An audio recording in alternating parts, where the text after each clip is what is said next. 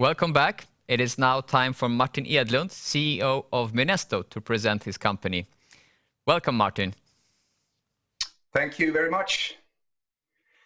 It's a pleasure to be here, or at least virtually. First time in my professional life I haven't been to Stockholm for a year. I hope that will not be the continuous way of working, even if it's effective for this sector. I'm going to run through Minesto's status and some of our future plans. Some of you have heard of us before, but I'll give you some of the general background as well. So what you see here is a picture of our system being towed out to its first electricity production event to the grid in the Faroe Islands, to our customer SEV there. So this winter has been a pivoting time in the development of Minesto as a company, with the delivery of electricity to grid in a customer setting.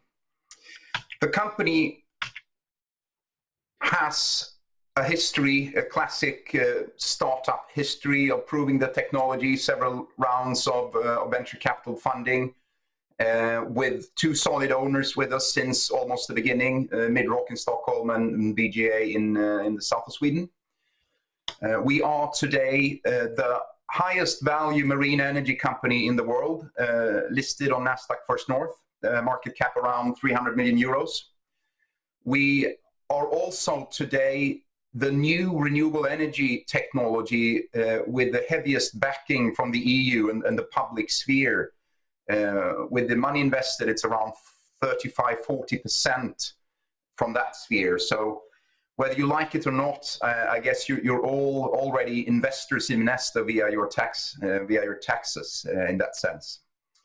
But that's a good solid background for us to have also moving into the future. We are also heavily protected patent-wise with this unique technology that I will show you. And the uniqueness of the technology is not just something that is cool and fun for engineers. That uniqueness is associated with clear functionality that opens up tidal and ocean current energy to a global market, not just a niche market. And it also makes us today the by far most cost-effective alternative among the ocean energy technologies. And they are quite a few today. Our claim is rather simple in that sense. It is that when the technology matures in a quick quick learning curve iteration, we will be more cost competitive than offshore wind, which today is considered a commercial technology standing on its own legs. We have an exciting project pipeline together with global brands such as EDF and Schneider Electric, together with a local customer in the Faroe Islands. And that's expanding even further the year ahead. And all in all, this makes us, for first movers in the marine energy sector, it makes us potentially the most commercial attractive offer for project investors.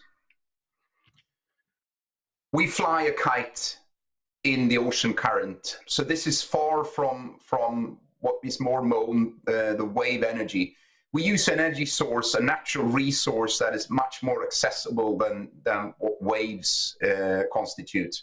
This is linear kinetic energy, and it's really easy to convert it into electricity since it's a linear steady movement. The way we do it with this swept area in a trajectory that you will see here in a moment, it's also a way of sweeping a large area and collect energy from a larger cross-section of the sea. And that is the key to addressing the real natural resource, which exists in basically all oceans around the world. But the flows are too low for a conventional horizontal axis turbine, let's call it a submerged windmill. So the link between the value of the company and the technology is really tight in that sense. That's also why the strong patent portfolio makes sense moving forward. We use on on a subsystem level, on a component level, a lot of known and proven solutions and technologies. The real uniqueness lies on the higher system level, the sort of the integrated airplane, the control software in doing it, and also the tether, the way the system is attached to the seabed has some clever aspects to it, and that makes it also solid for us to rely on existing supply chains in the marine sector to move the technology into mass production. We address two markets. What we have ready and now is running to the grid in the Faroe Islands is 200 kilowatt units, and that concept that constitutes now sort of the first project offer ready to deliver, and a scale up is now in manufacturing on this 100 kilowatt unit to a 1 megawatt plus unit that we then may label sort of a utility scale opportunity. This is of course where the big market in volume and financially is to build underwater arrays and parks. But the microgrid market is an important step-in market where we can address markets with higher electricity prices, power to X, remote areas that are today heavily diesel genset dependent, which then makes our technology quickly commercial because of the existing high energy prices in that context. So I think that's sort of some on the technology, and the business model of Minesto is pretty straightforward. To the left, you see the core business of delivering systems, hardware, including balance of plant component that are unique to us, which expands the value of each hardware sales, and then conventional addition of service, maintenance, spare parts. But as you can imagine, since we address a unique natural resource, it wouldn't be clever just to sit around and wait for the renewable site developers to move on their own. So we are engaging with them in different constellations to set up the first phases of site development. And we are active now, hands-on in 4 locations in Asia, in the US, in the Faroe Islands, and within the EU, also North Wales. So that's sort of a market entry enabling activity for us. And we also see that it's really low step-in costs to be active here, and that the bigger portion of investments here on the project side is going to be work with project investments on specific SPVs set up for the different sites, not to compromise the balance sheet of the mother company, Minesto. Of course, we have requests and discussions with actors on licensing the technology to far-fetched markets. We've made an active decision not to engage too deep into those discussions at the moment, to really have the technology in a commercial rollout phase before we engage in that discussion. And that's of course more closed markets such as Korea and Japan, Taiwan, that may be the first ones that we will consider for such an opportunity. The most important aspect of new energy technologies is that they can prove a cost reduction trajectory that makes them relevant and affordable on a global scale. We are there. This is our in-depth analysis based on actual analysis of the existing structure with the existing supply chain, based on the performance levels of the system that we have proven in commercial scale.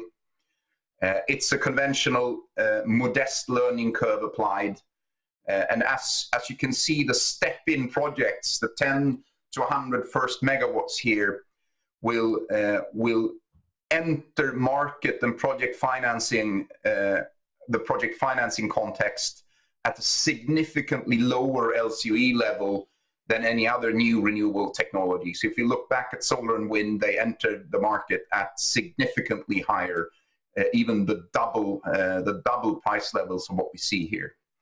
So this is a clearly attractive offer for first movers. You can always argue then, why do we need new renewable technologies when we have at least solar and wind as mature ones? Well, I think it's obvious to anyone that if we want to get to the net zero context, that we will need to compensate for the lack of stability and predictability with solar and wind. At night and at winter, solar is in most areas not a good option without massive storage. Wind is volatile and uncertain. We've seen now several occasions on markets where the penetration of wind as a generation technology, when that grows 40, 50, 60% of the energy, we get an imbalanced energy network. And that means that storage, serious change in consumption patterns would be the only way of moving forward, apart from adding new renewable energy sources. And it's definitely so that storage, long-term or seasonal storage at large scale, are technologies far behind the maturity levels of what we represent. And we need just to accept that this will burden the electricity bills for everyone when we approach higher penetration of renewables. And this is where we come in. And it's easy to see in the step-in markets where we are that even higher entry price levels, we are a cheaper alternative for someone with an agenda to push towards net zero. The first customer in the Faroe Islands is such an actor with a clear political decision to be fully renewable, including transport on land in the Faroes already by 2030, in 9 years.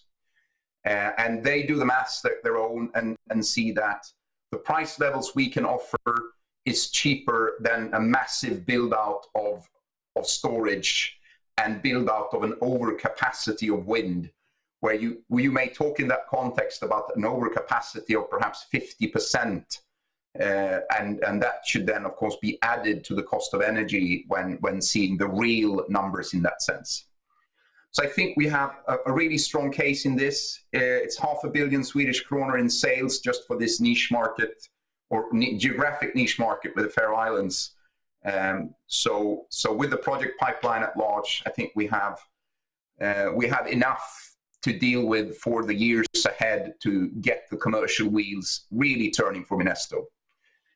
You see in this pipeline also ocean current sites in Taiwan and Florida now in development, and this makes the commercial rollout opportunity driven. It makes it possible for us to work on different funding constellations when we move forward here. We've proven the systems in all aspects. There are no white spots on the map related to functionality and performance with Minesto's technology. Everything from installation, service maintenance, recovery, installation, all emergency modes, park modes, you name it. You can imagine when you fly those things underwater that there are a few things to keep track of.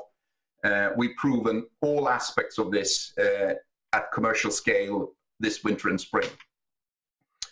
And the systems are now back in the Faroes for continued electricity production and work with our customers to expand the sites. We're in parallel now working with Scale Up. The 10 megawatt step is the next one for us. There are 2 hands-on locations where consenting, port access, and local commitment and stakeholders are in place. Scale Up in the Faroes and our site in Holyhead in Wales. And with us into those contexts now since a few months back, we have a global leader in renewable energy projects and technology and system integration in Schneider Electric. We are their strategic partner and their choice among the marine energy technologies to speed up and move commercialization of blue energy into the consumer, into the commercial sphere. This collaboration is on technology, on market, and also on project finance activities. Very important for Minesto, and it's good to welcome the large players back into the marine energy sector. So we deliver on those relationships and projects. We scale up the technology. Next summer, a 1 megawatt plus unit will fly in Wales. And we also work on new opportunities, expanding the project portfolio, not for the short term, but the medium term growth perspective that will be needed with the lead times in energy sector. So I hope this rather quick flyby of what we're doing is of value to you, and I would more than welcome some questions. Thank you. So thank you very much, Martin. Let's jump right in. So we have a question from the audience. In terms of production cost per kilowatt, how competitive is your technology?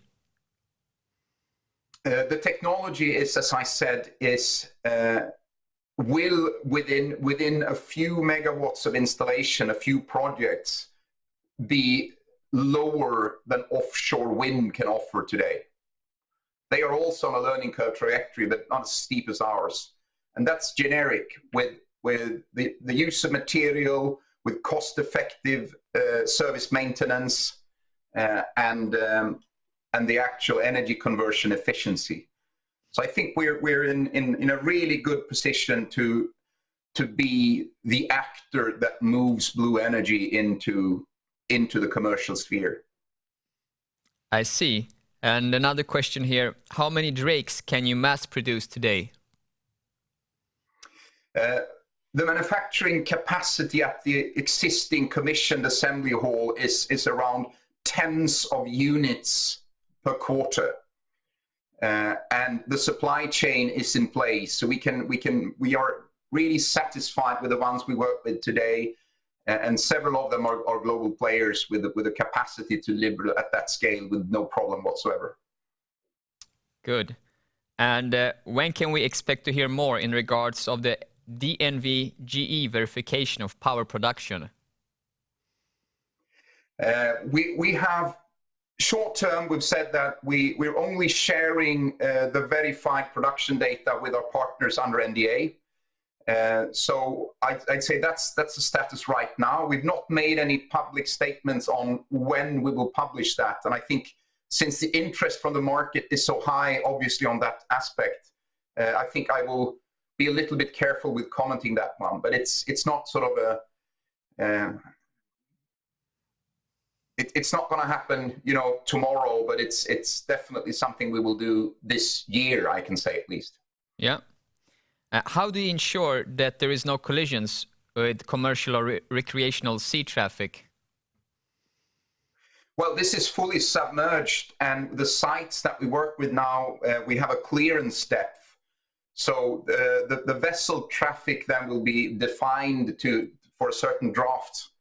The absolute largest oil tankers will not be able to pass over in all sites, and in some locations we will fence off areas, as with fish farming or oil and gas or whatever. But for the first sites, we can allow traffic down to, in Holyhead, it's a 20-meter clearance, and in Vestmanna, it's a 12-meter clearance, if I recall correct, which is more than enough for all traffic in those areas. Okay. And how about competition within blue energy? Is there anyone who is doing the same thing as you are?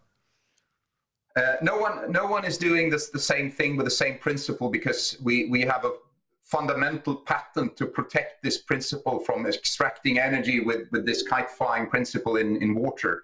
But if you look at the tidal sector, there are more than 100 projects. I think they counted in 2019 to 150 companies and projects, attracted by the massive energy there. Most of them, for not say all of them, are horizontal axis turbines, submerged windmills, associated with a lot of challenges to expand the market and to get it cost effective.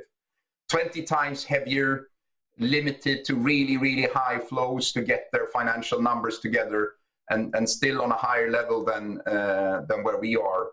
So I'd say that it's not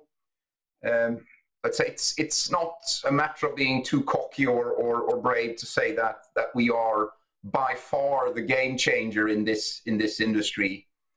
And I think that is proven by the market cap and the attraction that we draw from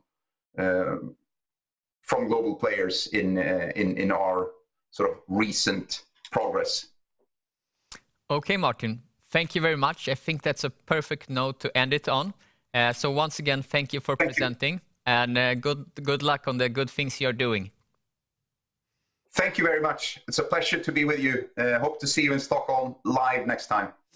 Looking forward to that. Bye for now.